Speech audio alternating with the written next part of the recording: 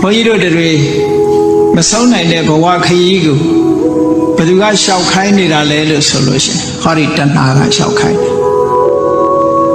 တော့ကလူတွေကပြောကြတယ်အိမ်မှာတယောက်တည်းနေတယ်တရားဓမ္မရှိတော့ကကြည့်လို့ရှိရင်တယောက်တည်းနေတဲ့လူတယောက်မှမရှိဘူးဘယ်သူနဲ့နေတာတော့ဆိုရင်တဏှာနဲ့နေတာတန်တရားသွားတဲ့အခါမှာအဖို့မပါဘူးလို့ပြောကြတယ်ဟုတ်တယ်ပုဂ္ဂိုလ်အဖို့တော့မပါဘူးဘယ်သူအဖို့ပါတဏှာအဖို့ပါဒါကြောင့်မြတ်စွာဘုရားတဏှာဒုတိယပုရိသောဒီကမဋ္ဌာဏတန်တာ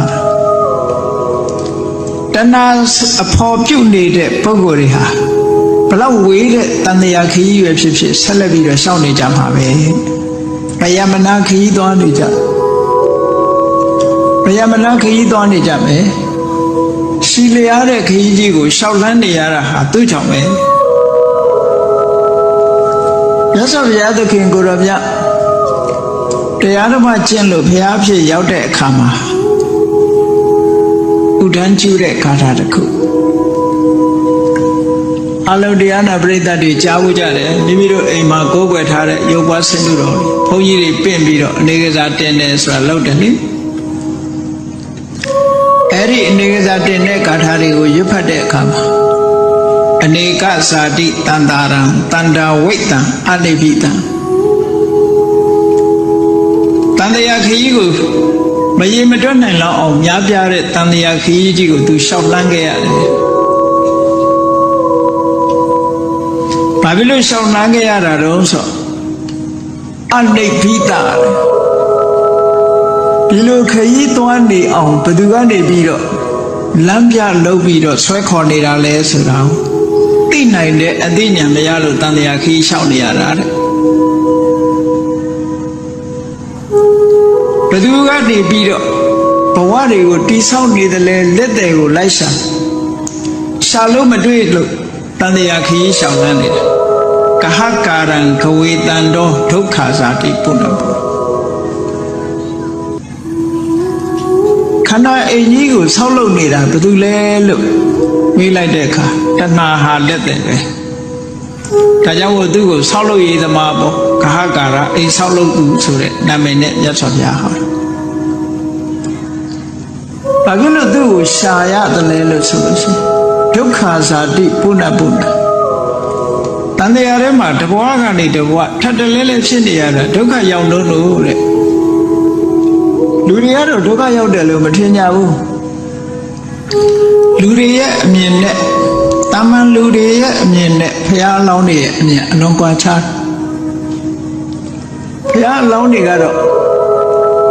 ဘဝကိုဒုက္ခရောက်တယ်လို့အမြဲတမ်းကြည့်ဘယ်လိုဒုက္ခရောက်တာတုံးလို့ဆို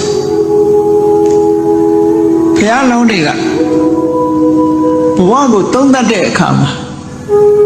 ပဋိစ္စသမုပ္ပါဒ်နဲ့ဆင်ញင်သုံးသပ်ပြီးဆိုလို့ရှိရင်မျက်မှောက်လက်တွေ့အခြေအနေတရားကိုရှေ့တန်းတင်ပြီးတော့ဆင်ញင်တယ်ကိစ္ဆာဝတ္တယံလောကောအပ္ပန္နောလောကဆိုတာတတ္တလောကကြီးကိုပြောတာတတ္တလောကကြီးတစ်ခုလုံးဟာတဲ့ဒုက္ခရောက်နေတယ်ကိစ္ဆာဝတ္တယံလောကောအပ္ပန္နောအလုံးဒုက္ခရောက်နေတယ်ဘာဖြစ်လို့ဒုက္ခရောက်နေတယ်လဲလို့ဆိုရင်သာယတိစေဝမွေးလာရပြန်တယ်မွေးတာတခါတည်းမွေးတာမဟုတ်ဘူးခဏခဏမွေးမှာမွေးလာတိုင်းနောက်ကပါလိုက်တော့စီယတိစမိယတိစအိုမယ်သိမယ်မွေးလာရင်အိုမယ်သိမယ်ဇာတိပစ္စယစလာမန်အဲ့ဒါကြီးကိုကျင့်တတ်เสียမကောင်းဘဝမှာတစ်ခုမှာမွေးပြီးရင်အိုခြင်းသိခြင်းဆိုတာနဲ့အဆုံးသတ်ဒါဖြင့်အိုခြင်းသာခြင်းနဲ့အဆုံးသတ်ပြီးတော့ရပ်သွားလာလို့ဆိုမရပ်ဘူးသဝတိစာဥပပိစ္စတိစာ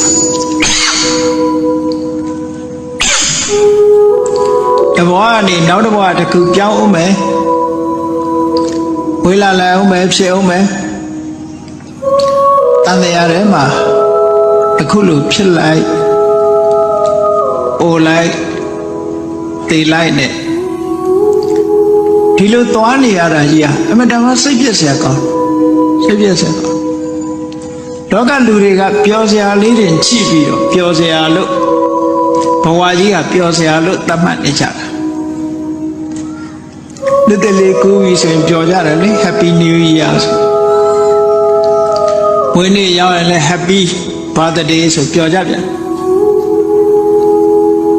နောက်ကသာ Happy လို့ဆိုတာစိတ်ထဲကတကယ်ပျော်လို့ရတာမဟုတ်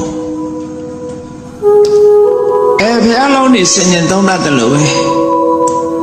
ဘယ်တတ်တော်ကြည့်ကြည့်လူသားတွေတဲကဘယ်လူမျိုးတွေပဲကြည့်ကြည့်ဘယ်ဘာသာဝင်တွေပဲကြည့်ကြည့်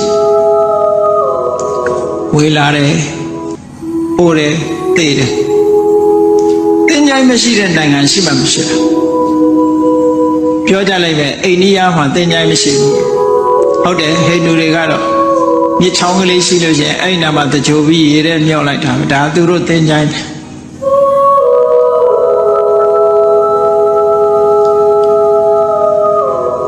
လောကလူတွေဟာ